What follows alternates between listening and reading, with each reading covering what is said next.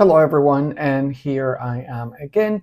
This is my MAMP, so I'm just going to go to my learning spaces and my classroom management for heroes course and announcements.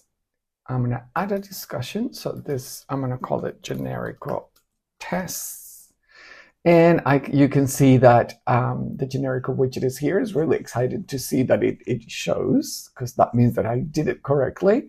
If I click there, then I can see that I've installed correctly Google Edit, Google Form, Google PDF, and Google Publish to Web for presentations. Now, I created a Google Doc for this example.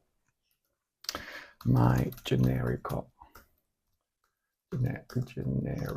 test, and I'm gonna paste it there. You can see the string there, and then post to forum, and also to know that my tiny MCE is also there, so I managed to do it. Let's see, post to forum, and let's see what it looks like.